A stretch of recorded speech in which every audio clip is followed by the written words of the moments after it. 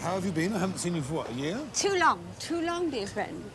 I've been very well. I've missed you. Have you been busy? I've been absolutely frantic. I've been really, really busy. Well, you've become very, very popular, because I'm not at all surprised. Oh, you are so smooth. Be careful with this, you know. You're going to fall in it. It's pretty, isn't it? Isn't it pretty? Lovely? Never dries up. Very cold.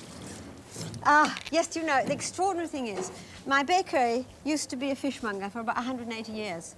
And the fishmonger would come out and wash the fish in the stream. How nice. Isn't But it this isn't a history lesson. This is not look at life or anything like that. Oh. It's a cookery programme, you silly old bat. So have your flowers, because I love you, right? And take me to your hot, steaming kitchen. Oh, I can't wait. That will, of course, fade on the bosom of a flirt, you realise that, What a don't cruel you? thing to say. Now, an old Somerset dish is cod's cheeks and tongues. You know, we British are so wasteful, all this wonderful rich flesh usually gets fed to the cat.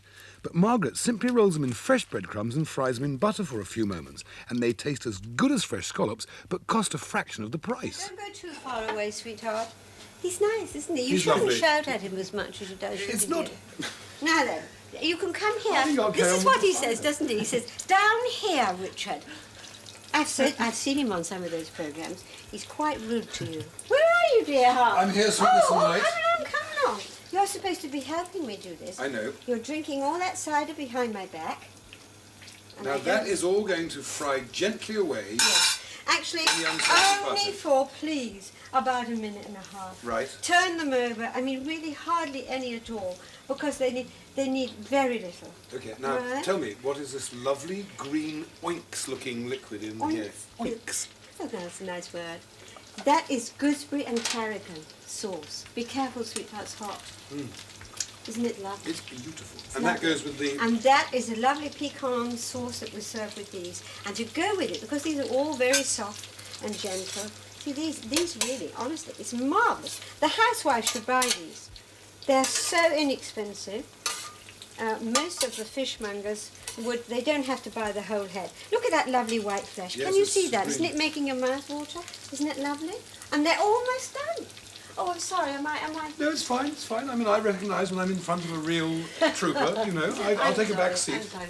I didn't mean to do this. She's going to do that.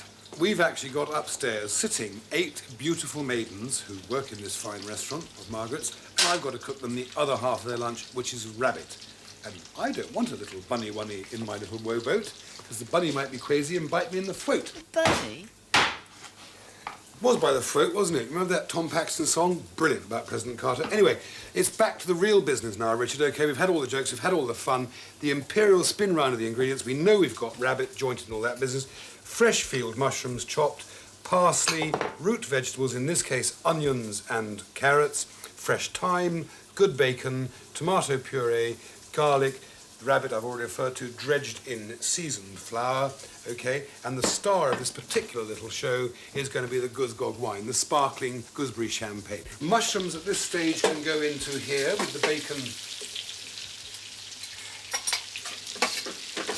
fat and the carrots and onions, and they can all brown off quite nicely. No problem there. What do I need? My champagne. This is the sort of thing, you know, in the sound man in television programmes doesn't like frying noises, but he insists on having that kind of noise. And yet it's the most uncool way to open a bottle of champagne. It should be open so it makes no noise at all. Right, that's all going well. Flip over here. These are browning nicely. Free range, well, not free range, but actually wild rabbit. Going very well. Put them over like that. My little fingers have to be used. Turn these things over. Those are browned, those are sealed. Okay. Maximum. Who's talking to me? Oh, I'm sorry, I'm back. You're back. Where have you been? I bought a loving cup. I didn't see why you should take all your own. You've been to the junk shop. I thought you'd gone to Marks and Spencer. What a brilliant Oh, idea. I say. Just keep an eye on those Oh, for a second. Let's pour isn't them it off a bit. gorgeous? Can I help? You can help by being quiet for a moment, Margaret, because You always give me the difficult things to do. I'm busy, all right? Oh, right. You don't want me to touch it? Stand here, hold that, and shut up. What Right. do you do tonight? I'm cooking, Margaret. This is, after all, my I know. job. I'm not a television presenter. I'm not an I interviewer. know, that's what I like. I don't Do the work whole on- thing from scratch. I don't work on Tomorrow's World or anything like that. I actually am a cook. It And if it's all right with you... Heavenly. Right. I wish Richard. we could have a smelling television. Yes, the smelly vision. They used to have it in 1984, didn't they? That's rather clever. Right, so we've got all our nice bits and pieces in there. Lovely. Okay, we happy? A bit of thyme. Now, I don't have enough of it, to be honest with you. Get the dreadful pun there. Some parsley. And then, hold on, we'll add our tomato puree, which will stir well in. That'll all mix in a moment or two. Like that. And then... Oh, look. English Yes. Guzgog sparkling wine. Isn't it lovely? Okay. What will have to happen now, you'll probably go walking around the Somerset levels or watching combine harvesting, or they'll probably pay an edge cut the song. I don't know, he's quite a clever bloke at filling up little interludes, because the next time you see this dish, Richard, you just better have a look at it last before it goes into the oven. You all know what the oven looks like. It goes into the oven, covered with foil. It'll be in there for about an hour and a half. Not much longer. with Not that. much longer. Look at that lovely fleshy piece. It's nice, isn't it? I begs that bit. You have it later. An hour and a half, and it'll be on the table. Okay, so amuse yourselves with whatever the director dreams up now. I couldn't come to Somerset without telling you how cheddar cheese is made. So, are you sitting comfortably? Then I'll begin. After the milk has been heated and the rennet has been added, it goes all thick. Then it's paddled into curds and whey. Then the whey is drained off, which leaves a lovely crumbly curd. Yum, yum.